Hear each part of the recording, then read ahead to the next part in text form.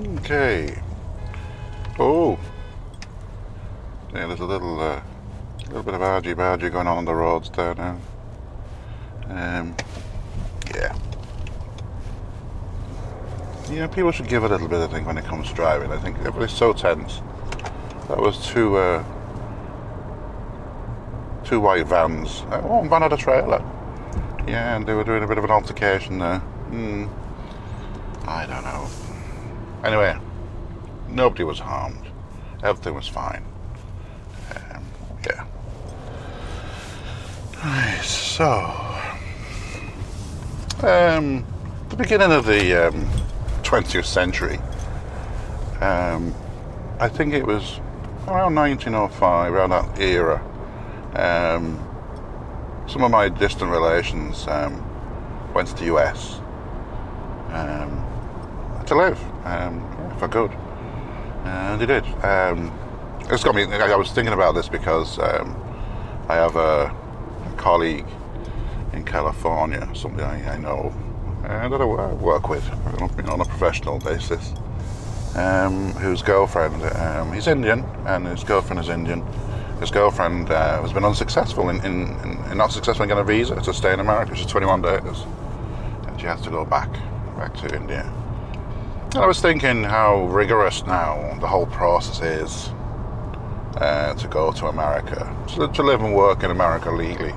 How hard it is to do for everybody, you know. There's a few very rich people, I think, have no problems, but for the rest of us, it's a problem. So it got me thinking, really. I don't know what the situation is with a visa going to the US. I don't know if companies can sponsor you, or you have to get a green card, or whatever. I know it's tough. I know people that have got a green card. I know people who've been sponsored in.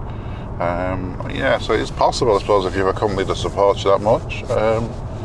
But the criteria, I know it's tough. It's hard to get into the US and live and work permanently.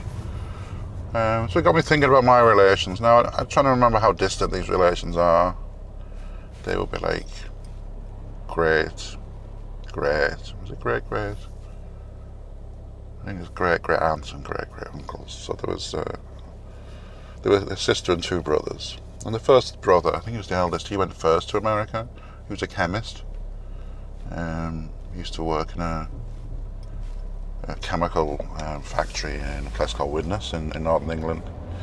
There used to be a lot of chemical factories along that area. And then I was going there a few years ago, and I don't know, you could smell it in the air, the chemicals. I just felt it was, a lot of chemical processing, manufacturing going on there now. But he was a chemist. And at the beginning of the 20th century, he went to America. He had a bit of money, he had a bit of savings. When he arrived in America, there's like a register the captain would have.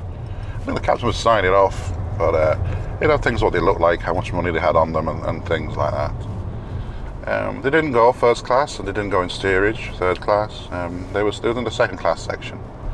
And eventually the two brothers and the sister would eventually, all of them go to the US. So they went by obviously cruise ship in those days.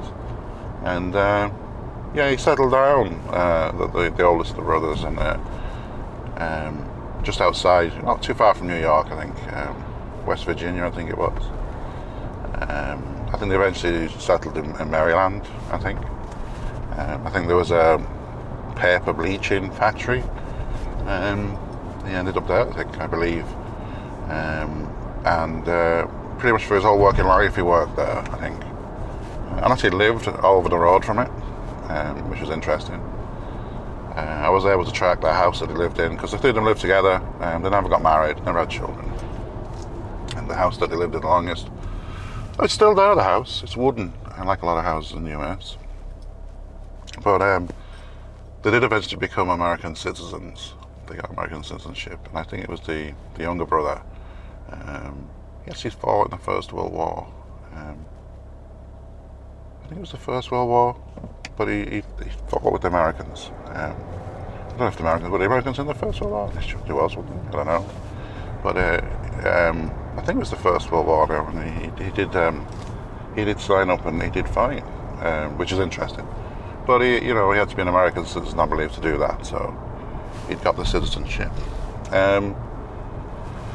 So when they went to America, they certainly wasn't sponsored in by any means. They were professionals. They had a profession. Certainly, the two elder brothers would be chemists. I think in those days,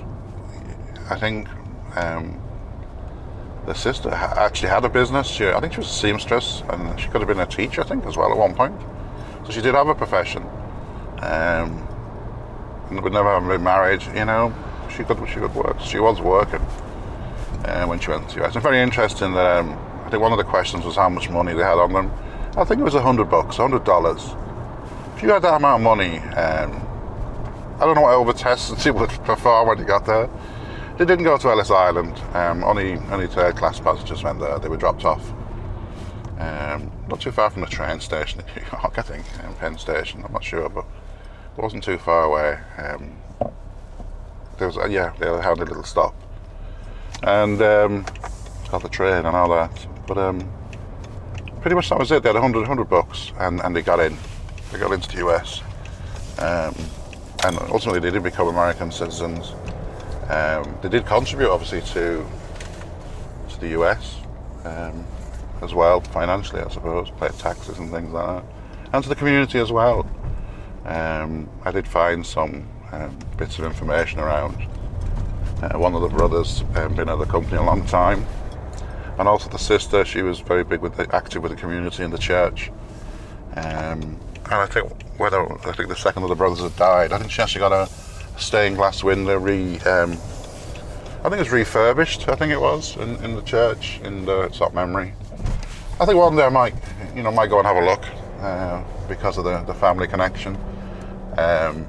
She lived till she was over 100. She was 102, I think, when she died, and quite the woman. She would cross the Atlantic quite a lot. I don't know if she ever did it by plane, but certainly by ship. Right up and certainly into her 80s, she was crossing the Atlantic and coming back to England. And she had sailed on a boat that was captained by Edward J. Smith. He was the most experienced captain at the beginning part of the 20th century across the Atlantic. He'd done it for many years, and you're probably aware that he was also the captain of the Titanic. And he went down with the ship.